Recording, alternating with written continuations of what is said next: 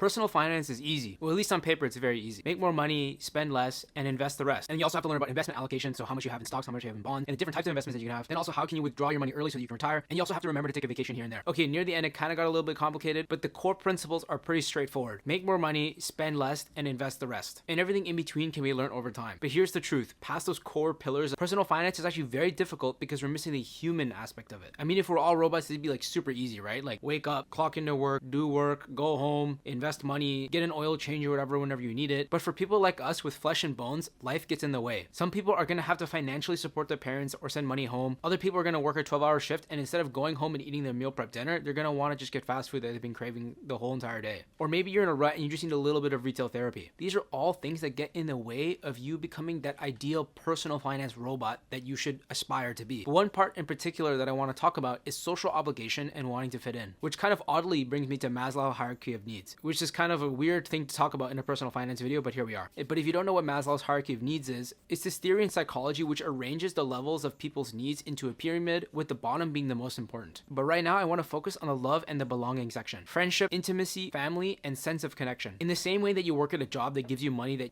puts food on your table and puts a roof over your head, you have to work towards building these social connections and building and fostering these long-term relationships in order for you to have that sense of belonging. And part of that is spending that $20 on a drink at a bar when you know easily that you can make this at home for $5. Or it could be giving gifts or tokens of appreciations to your friends or your family, or going on that group activity that you know is expensive, you don't want to go to, but you're still going to go just because it's with your friends. And I'm sure you could reframe each one of these situations to be a little bit more money conscious, but I think at some level you can understand that you have to spend money and time in order to build these relationships for the long term. But I think for most people this makes sense and is a fact that everyone seems to accept. But what is more interesting is the category of esteem, where I want to recognize respect, self-esteem, and status and recognition. And I think this idea of wanting respect, wanting clout, wanting recognition is not talked enough about in the personal finance community. And I'm sure there's a video essay out there about this, but it seems to be that a lot of people who are poor or do not have a lot of financial literacy end up spending a lot of money on designer handbags, designer goods in order to flex and in order to give off the illusion that they are rich to others. And in the same breath, you hear that a lot of rich people,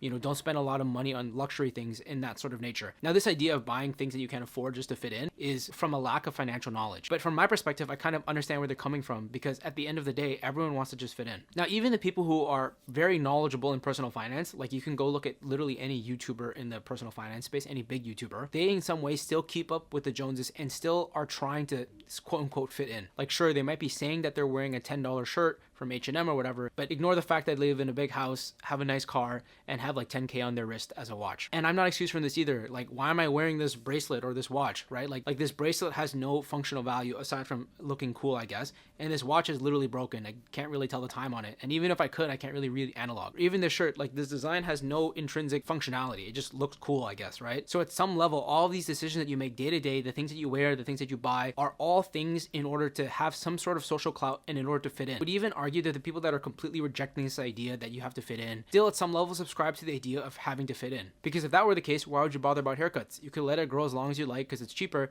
or you can buzz it all off because, again, you don't have any hair to maintain. Why would you have preference over the clothes that you wear, what color of clothes you wear, or the shoes that you wear? I think at some level everyone wants to fit in, and it's part of human nature. Now, I think a big part of wanting to belong and having these status symbols per se are from big corporations, right? Like Nike or Adidas or whatever are basically saying like, oh, this is cool, you should buy this because it makes us money. And it might be crazy coming from me, but I think at a certain point that's okay a little bit. For me personally, like to a certain extent, I want to fit in, I want to dress nicely, I want to have nice clothes, I want to be respected by the people around me to a certain extent, obviously, right? But I think the moral of the story is that you can't distill down the principle of don't spend money or spend less money and then also say don't keep up with the Joneses in the same sentence, because in reality everyone has their own vices, everyone wants to fit in a certain way, and life, and by extension of that, personal finance is not that simple. Now, in my opinion, the difficult part about personal finance is toning down that wanting to fit in and the desire to spend more money to keep in line with your peers around you to a level that is healthy and sustainable for your future long-term goals, while at the same time not feeling completely left out from society. But I mean, at a certain point, people who are pursuing this path of fire and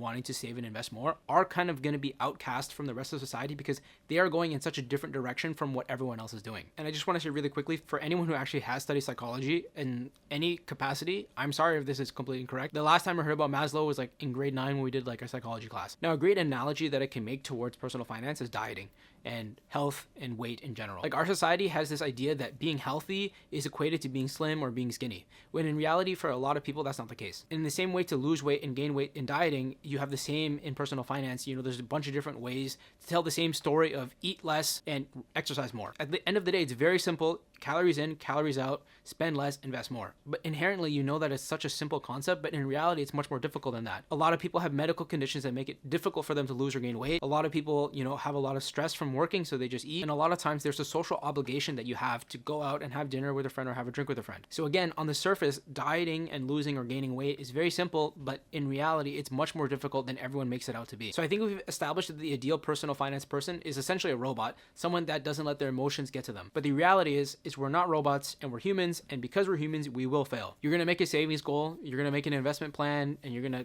want to invest in certain things and have certain targets and have certain goals, and it will fail at some point. But that's okay. I think what's important is making conscious efforts to work towards those goals, as well as building the life that you want to live for the future. And from person to person, this is going to be different. The actual part about learning how to invest and learning about the different accounts and stuff is actually pretty easy. It's the human aspect that is difficult. So in my opinion, we need to remove as much as the human aspect as possible in order for us to get better with our personal finances. So what we can do is automate to the best of our ability the parts that don't really need that much human interaction. So say, for example, that you need to invest, but you don't want to learn how to invest, or you don't want to know what stocks to buy or what allocation to have or when to reorganize your account and whatever like that. Or if you're just a person who says, okay, I'm going to put it into my brokerage account, and then you forget to buy, as I know there's people out there that are like that. What you should do is have a robot do it for you. Sign up for Betterment in the US or Wealth Simple Invest in Canada in order to have a robo-advisor essentially do that for you, so you can actually use your time and your energy in things that are more important, that are going to have a better effect on your long-term financial goals and as well as your everyday life. Another way that you can automate and try to make your life kind of like a robot for personal finance is to use a budgeting and a tracking app. Now, I know a lot of people don't budget at all, which is, in my opinion, the worst thing that you could do. Budgeting is by far the most important personal finance tool that you have at your disposal. And with all these tools out there, it is so easy to do. But using a budgeting app is one of the most important things that you could do in order for your financial future. And if you're curious about what budgeting app I use personally, you can watch this video right here where I go over it.